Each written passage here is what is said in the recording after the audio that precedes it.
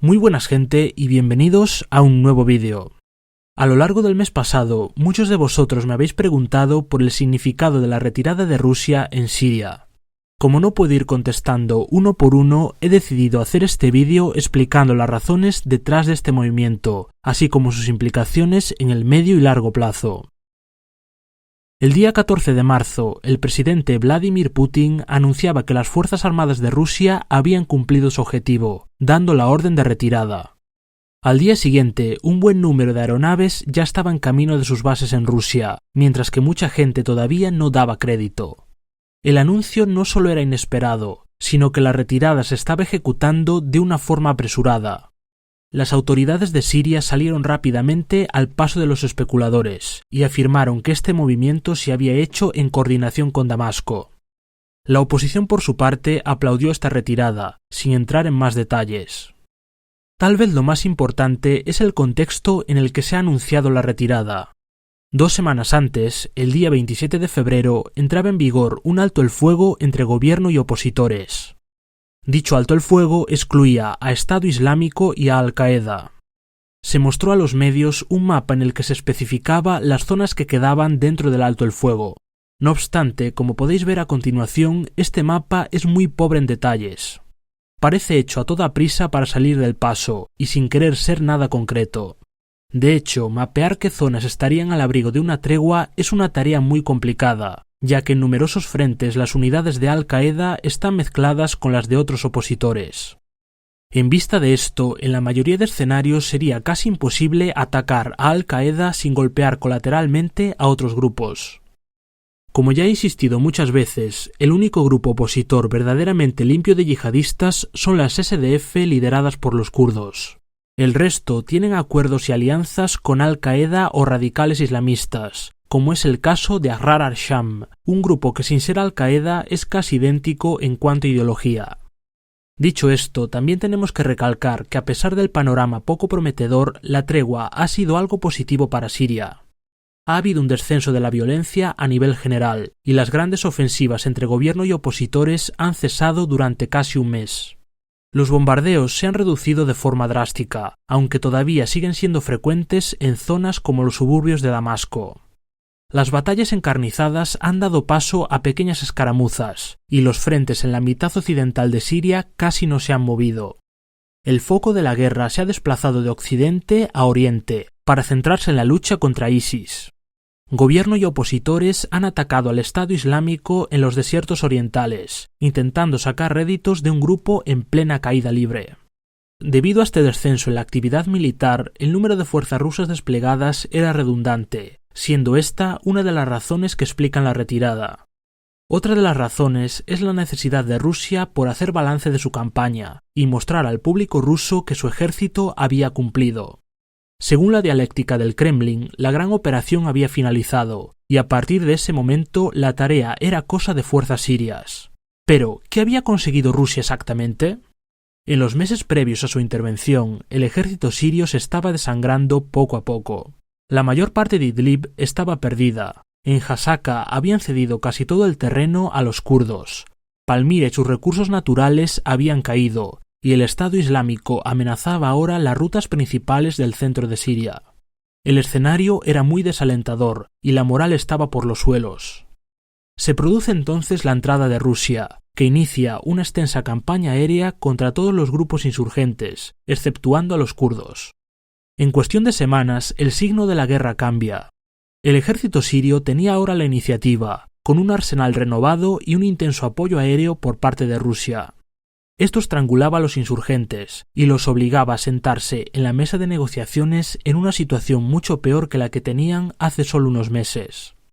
Además, el tráfico ilegal de petróleo era reducido casi a cero y el ISIS había perdido buena parte de sus recursos y de su arsenal. El discurso de Putin iba en este sentido. Su misión había sido la lucha contra el terrorismo y dotar a las fuerzas sirias de la capacidad necesaria para enfrentarse a los insurgentes. Estos objetivos se habían cumplido con creces, pero a nivel general la guerra estaba y está demasiado lejos de su conclusión. Tenemos que tener en cuenta también las implicaciones en el largo plazo. Esta retirada no es tal si por retirada entendemos la salida del total de las fuerzas. Las bases rusas se quedan donde están, y es más, su participación activa en la guerra no se ha detenido. No hay una retirada convencional, sino más bien una reasignación de recursos, dadas las nuevas circunstancias. Que Putin cante victoria no es solo un eslogan electoralista, es también la construcción de un nuevo discurso en torno a Siria. Ahora, el Kremlin trata de normalizar la presencia de las fuerzas rusas en ese país.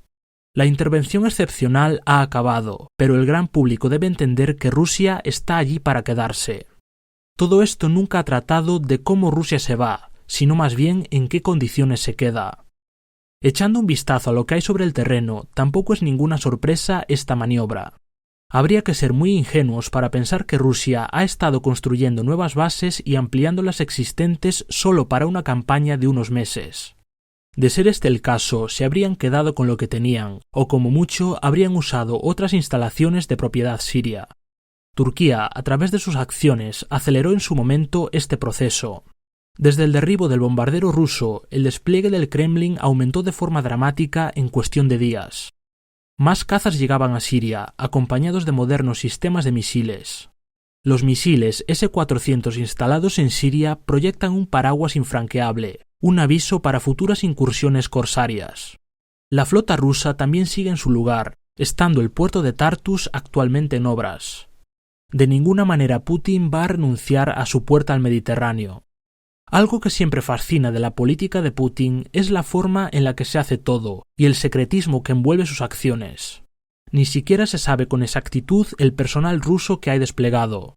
Se estima en unos 4.000 hombres para proteger las bases, pero esta cifra excluye a los soldados de primera línea que acompañan al ejército sirio.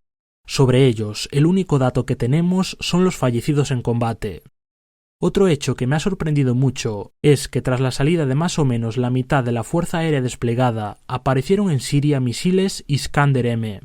Se sabe esto gracias a fotografías, pero no existen más detalles ni notas oficiales. Queda claro entonces que esta retirada no existe, y que estamos ante una nueva fase dentro de la estrategia rusa. El último aspecto que tenemos que tratar son las implicaciones políticas que tiene la supuesta retirada. Hablábamos al principio del alto el fuego y de las negociaciones. Pues bien, la retirada tiene también otra vertiente con respecto a esto. Rusia se presenta a sí misma como árbitro y ralentiza su actividad militar para dar una oportunidad a las negociaciones. Con esto mandan dos mensajes claros. El primero, ellos no quieren ser un obstáculo para la paz. El segundo, la pelota está ahora mismo en el tejado de Obama, ya que Rusia ha cumplido su parte. A través de estas maniobras, tanto Moscú como Damasco se presentan a sí mismas como parte de la solución y presionan a la oposición y a la comunidad internacional para que actúen y se sienten en Ginebra. Si leemos entre líneas, Putin también le ha mandado un mensaje al propio Bashar al-Assad. Rusia no va a apoyar de forma incondicional a su gobierno, e incluso puede que en un futuro no muy lejano las metas de Moscú no coincidan con las de Damasco. Todo esto da a entender que los rusos ven cada vez más difícil que Bashar al-Assad recupere el control sobre la totalidad del país, y es ahí donde entran los kurdos y sus aliados árabes.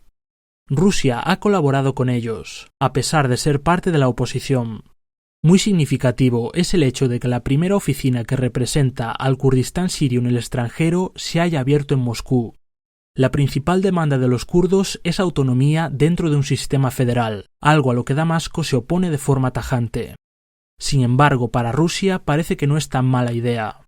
Además, si levantamos la vista, es fácil darse cuenta de que Bashar al-Assad necesita a los kurdos más de lo que él cree.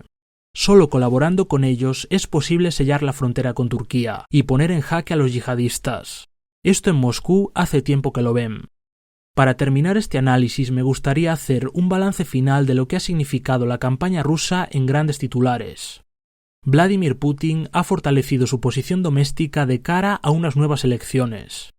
La presencia de las Fuerzas Armadas de Rusia en Oriente Medio se expande. Puede que su presencia física se reduzca a Siria, pero su influencia estratégica ha tocado de lleno a Irak.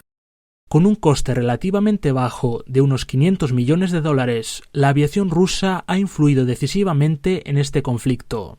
Para ser una campaña con un ritmo de vuelo frenético, el coste final no ha sido ningún disparate. Siria ha servido de campo de pruebas y escaparate para mostrar al mundo la eficacia de las armas rusas. Esto no solo se ha traducido en I+D para la industria bélica moscovita, sino en un aumento importante en las ventas de armas. Por ejemplo, han cerrado un trato con Argelia por valor de $600 millones, lo cual ya sobrepasa el coste de la campaña. Bashar al-Assad ha conseguido un poco de oxígeno. Le han proporcionado los medios y el tiempo para poder sentarse en Ginebra con cierta tranquilidad y confianza. Hasta aquí ha llegado este vídeo.